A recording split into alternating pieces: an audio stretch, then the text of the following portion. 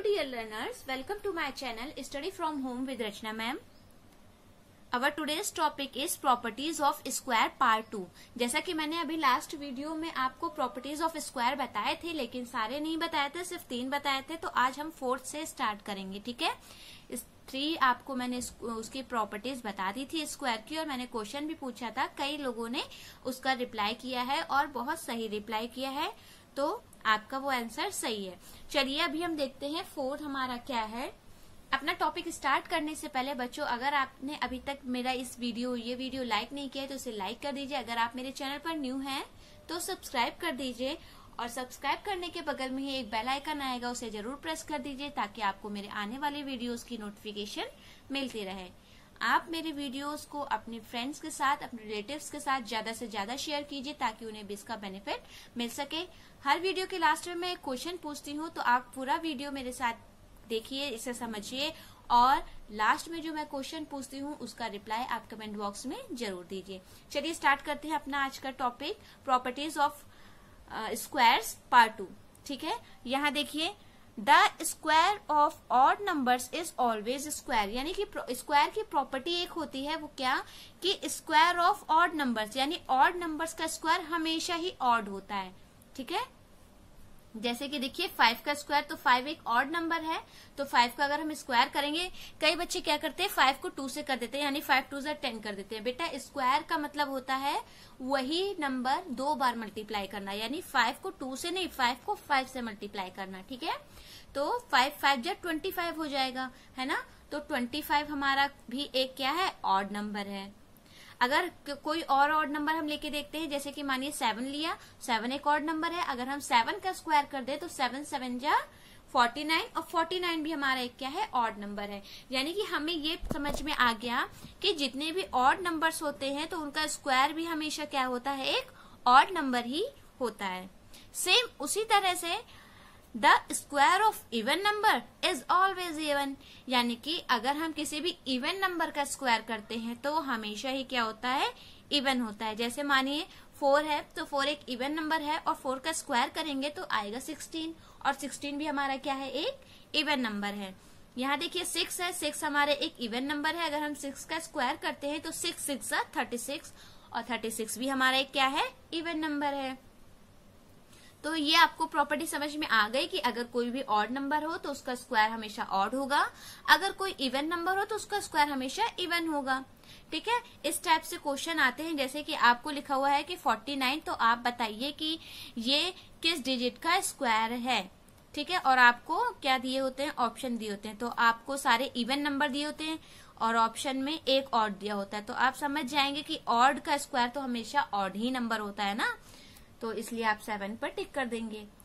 तो ये आपको समझ में आ गया. अब देखते हैं 6th. 6 क्या है, the square of a natural number can be expressed at the sum of the consecutive odd numbers.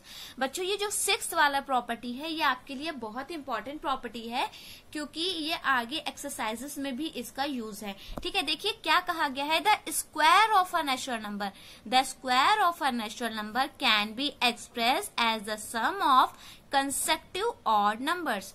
यानी कि कोई भी अगर नेचुरल नंबर का स्क्वायर हम करते हैं तो उसको हम एक तरह से कंसेक्टिव ऑड नंबर के सम से भी रिप्रेजेंट कर सकते हैं. जैसे लिखा हुआ है 2 का स्क्वायर, तो 2 के स्क्वायर को हम यहाँ पर क्या लिख सकते हैं, 1 + 3 भी लिख सकते हैं.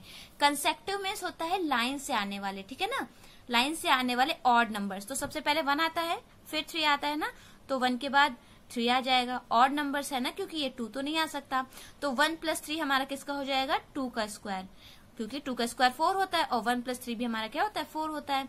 इसी तरह अगर हम 3 का स्क्वायर करें तो 3 के स्क्वायर को हम क्या लिख सकते हैं, क्योंकि यहाँ 3 लिखा है तो स्टार्टिंग के 3 कंसेक्टिव नंबर लेने हैं. तो स्टार्टिंग के 3 कंसेक्टिव नंबर क्या होगा हमारे, 1 3 एंड 5. तो यहाँ देखिए 1 + 3 + 5, ये हमारा 3 का स्क्वायर. सिमिलरली अगर 4 का स्क्वायर कहा है तो 4 का स्क्वायर स्टार्टिंग के 4 ऑड कंसेक्टिव नंबर होंगे, यानी कि 1 + 3 + 5 + 7. ठीक है, इसी तरह से 5 का, जैसे कि मानिए मैंने कहा 6 का स्क्वायर, तो या फिर ऐसे हटाइए, मैंने ऐसे कहा कि आपको बताना है ये किसका स्क्वायर है, 1 + 3 + 5 + 7 + 9 प्लस 11 प्लस 13। मैंने आपसे पूछा बताइए, इसको ऐड मत कीजिए और जल्दी से मुझे बताइए कि ये किस नंबर का स्क्वायर है। तो आप क्या करेंगे, जल्दी से 1 2 3 4 5 6 7, तो ये किसका स्क्वायर हो जाएगा, 7 का स्क्वायर हो जाएगा। ठीक है, तो ये 7 का स्क्वायर हो जाएगा। तो ये प्रॉपर्टी बहुत इंपॉर्टेंट है क्योंकि इस तरह से आपका टाइम भी बच जाता है और आपको बहुत जल्दी आंसर भी पता चल जाता है ना। इसी तरह अगर मैं आपसे कहूं, यहाँ पर देखिए, यहाँ मैं लिखती हूँ 1 plus 3 plus 5 plus 7 plus 9 plus 11 plus 13 plus 15। आपको बताना है ये किस नंबर का स्क्वायर होगा। तो आप पहले इसको जोड़ेंगे, है ना, ऐड करेंगे, लेकिन ऐड करने में तो बहुत टाइम जाएगा। तो आपको ये प्रॉपर्टी याद होनी चाहिए जो मैंने भी प्रॉपर्टी 6 बताई है कि कंसेक्टिव ऑड नंबर्स का ही वो स्क्वायर होता है। तो काउंट कर लेते हैं, 1 2 3 4 5 6 7 8, यानी ये 8 का स्क्वायर होगा। किसका स्क्वायर होगा, ये 8 का। हमें ऐड भी नहीं करना पड़ा और हमें पता भी चल गया कि ये 8 का स्क्वायर होगा, क्योंकि ये क्या है, ये सम है 8 कंसेक्टिव ऑड नंबर्स का, तो ये 8 के स्क्वायर के बराबर होगा। ठीक है, तो ये बहुत इंपॉर्टेंट प्रॉपर्टी थी, आपको समझ में आ गई होगी। अभी देखते हैं 7th वाली प्रॉपर्टी क्या है। The difference between the square of 2 consecutive natural number is equal to the sum of the 2 consecutive number. ये भी आपका बहुत इंपॉर्टेंट है। इसमें देखिए क्या होता है कि क्या लिखा है, the difference between the square of the 2 consecutive natural number. कोई भी 2 कंसेक्टिव नेचुरल नंबर, है ना, कंसेक्टिव मीन्स जो लाइन से आते हो, जैसे 3 2 5 6 7 8, है ना, ये सब लाइन से आते हैं ना। तो वही the difference between the square, तो उनके स्क्वायर का डिफरेंस जो है वो बराबर होता है उनके ऐड के। देखिए जैसे मैंने कहा 3 और 2 कंसेक्टिव नंबर है ना, 3 और 2, तो इनके स्क्वायर्स का डिफरेंस, यानी कि 3 का स्क्वायर माइनस 2 का स्क्वायर, डिफरेंस मीन्स माइनस, तो इनके स्क्वायर का डिफरेंस जो भी आंसर आएगा वो क्या आएगा पता है, 3 प्लस 2 आएगा। 3 प्लस 2 5 होता है ना, तो 5 आएगा। चलिए करके देखते हैं। 3 3 जा 9, 2 2 जा 4, और 9 माइनस 4 क्या होता है, 5। तो देखिए यहाँ 5 आ गया।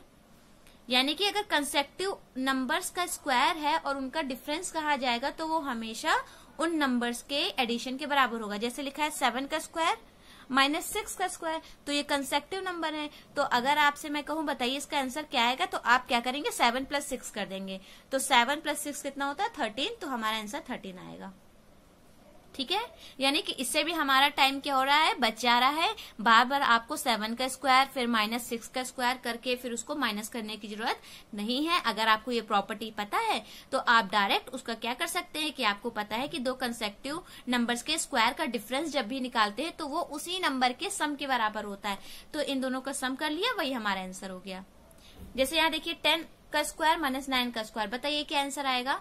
तो आपने जैसे ही देखा कि कंसेक्टिव नंबर हैं और उनके स्क्वायर का डिफरेंस पूछा है, डिफरेंस मींस माइनस, तो फिर आपने तुरंत क्या किया, इनका सम कर दिया, यानी 10 प्लस 9 कर दिया। और 10 प्लस 9 हमारा क्या होता है, 19, यानी इसका आंसर हमारा क्या आएगा, 19 आएगा। अगर आपको देखना है तो आप एक बार करके भी देख सकते हैं। 100 का स्क्वायर क्या होता है, सॉरी 10 का स्क्वायर 100 माइनस 9 का स्क्वायर 81, और 100 माइनस 81 इज 19। तो यानी हमारा ये सही है। यानी हम लोग ने विद इन 5 सेकेंड, यानी सिर्फ 5 सेकेंड के अंदर ही आंसर बता दिया, है ना। अब एक और देखिए जरा, मैं आपसे पूछती हूँ, जैसे मैंने कहा कि 6 का स्क्वायर माइनस 5 का स्क्वायर, आप अपने मन में सोचिए और मुझे जल्दी से बताइए कि 6 का स्क्वायर माइनस 5 का स्क्वायर क्या हो सकता है। तो तुरंत हम लोग क्या करेंगे, देखेंगे ये कंसेक्टिव नंबर है और इनके स्क्वायर का डिफरेंस है, तो तुरंत इन दोनों को क्या कर देंगे, ऐड, 6 प्लस 5, यानी 6 प्लस 5 क्या आएगा, 11। तो आपने तुरंत कह दिया कि मैम इसका आंसर 11 होगा। यानी कि ये प्रॉपर्टी हम लोग के लिए बहुत ही अच्छी है, क्योंकि हम लोग इसको बहुत ही आसानी से और बहुत ही कम समय में इसको कर सकते हैं, है ना। तो ये आपको समझ में आ गया होगा। चलिए देखते हैं प्रॉपर्टी 8 हमारी क्या है। A perfect square leaves a remainder 0 और 1 when it is divided by 3।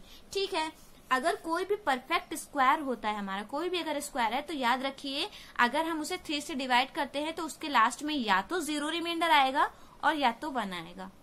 ठीक है, जैसे देखिए कोई भी स्क्वायर आप ले सकते हैं, मैंने लिया 9, तो 9 का स्क्वायर क्या होता है, 81, और जब आप इसे 3 से डिवाइड करेंगे तो ये पूरा पूरा डिवाइड हो जाएगा, क्योंकि देखिए 3 2 जा 6, 2 बचा 21, 3 7 जा 21, यानी पूरा ही डिवाइड हो गया, यानी रिमाइंडर क्या हुआ, 0। जैसे कोई भी और नंबर लीजिए, मानिए 7 ले लिया तो 7 7 49, जब इसको 3 से डिवाइड करेंगे तो हमारा रिमाइंडर क्या आएगा, 1 आएगा। करके देख लेंगे यहाँ पर एक बार।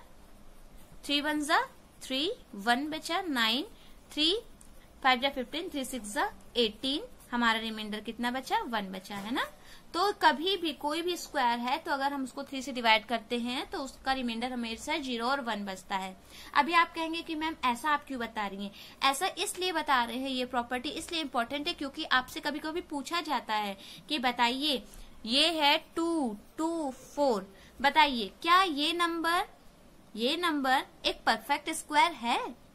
क्या ये नंबर एक परफेक्ट स्क्वायर है? तो आप जल्दी से क्या करेंगे, इसको 3 से डिवाइड करके देख लेंगे, है ना। और 3 से डिवाइड करके देखेंगे, अगर रिमाइंडर 1 या 0 बचता है तो हम कहेंगे हाँ ये परफेक्ट स्क्वायर है, ठीक है। 3 5 15, 3 6 18, 3 7 21, और ये हमारा आया 1, ये हमारा आया 40, तो ये 3 5 15 होता है ना, तो 3 4 12 हो गया, और रिमाइंडर हमारा 2 बचा। तो रिमाइंडर अगर हमारा 2 बचा तो इसका मतलब ये हमारा परफेक्ट स्क्वायर नहीं हो सकता, क्योंकि परफेक्ट स्क्वायर की क्वालिटी है कि अगर हम उसे 3 से डिवाइड करते हैं तो या तो रिमाइंडर में 0 होना चाहिए या 1 होना चाहिए, और इसके रिमाइंडर में 2 है तो यानी ये नंबर एक परफेक्ट स्क्वायर नहीं होगा, ठीक है। इस तरह के क्वेश्चन अभी आएंगे आपकी एक्सरसाइज में, इसलिए ये आपको समझना बहुत जरूरी है। तो ये आपको समझ में आ गया कि परफेक्ट स्क्वायर, कोई भी नंबर अगर आपसे पूछे बताओ ये नंबर परफेक्ट स्क्वायर है कि नहीं, तो आप क्या करेंगे, तुरंत उसे 3 से डिवाइड करेंगे और देखेंगे उसके रिमाइंडर में या तो 0 आना चाहिए और या 1 आना चाहिए 3 से डिवाइड करने पर, ठीक है। अगर 0 या 1 में से नंबर नहीं आ रहा, कुछ और नंबर आ रहा है, तो वो नंबर एक परफेक्ट स्क्वायर नहीं हो सकता। अभी यहाँ पर देखते हैं नेक्स्ट प्रॉपर्टी हमारी है the square of the negative integer is always positive. ये तो आपको पता ही है, फिर से देख लीजिए। जैसे हमने कहा अगर किसी भी निगेटिव इंटीजर का स्क्वायर किया जाए, जैसे कि -5, ठीक है, निगेटिव इंटीजर का अगर हम स्क्वायर करते हैं तो स्क्वायर मतलब क्या होता है, इसको 2 बार हमें लिखना होगा, यानी -5 इंटू -5 करना होगा। और आपको पता ही है कि माइनस और माइनस मल्टीप्लाई में हमारे क्या हो जाते हैं, प्लस हो जाते हैं, तो ये प्लस का 25 आ जाएगा, है ना। तो एक बात हमेशा याद रखिएगी कि कोई भी अगर निगेटिव इंटीजर है, ये निगेटिव इंटीजर है, और अगर इसको स्क्वायर निकालने को कहा जाए तो स्क्वायर हमेशा उसका पॉजिटिव आता है, ठीक है। क्यों आता है? क्योंकि वो 2 बार मल्टीप्लाई होता है और माइनस क्या बन जाते हैं, प्लस बन जाते हैं, ठीक है। तो अगर कोई भी आपसे कहे बताइए माइनस के 9 का स्क्वायर, तो आप 9 का स्क्वायर तुरंत बता देंगे, 9 9 81, फिर आप यहाँ माइनस नहीं लगाएंगे, आप सोचेंगे कि माइनस है और यहाँ स्क्वायर है तो यानी ये प्लस का हो जाएगा, ठीक है, क्योंकि माइनस माइनस क्या होता है, प्लस होता है। तो आपको ये समझ में आ गया कि the square of the negative integer is always positive.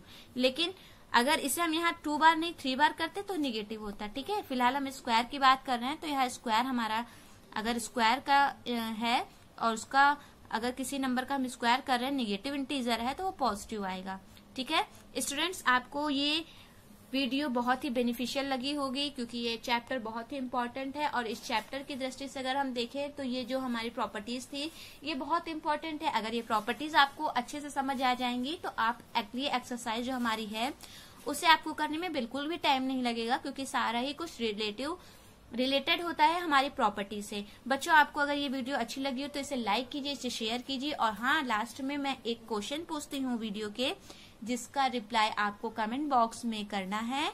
Okay, thank you.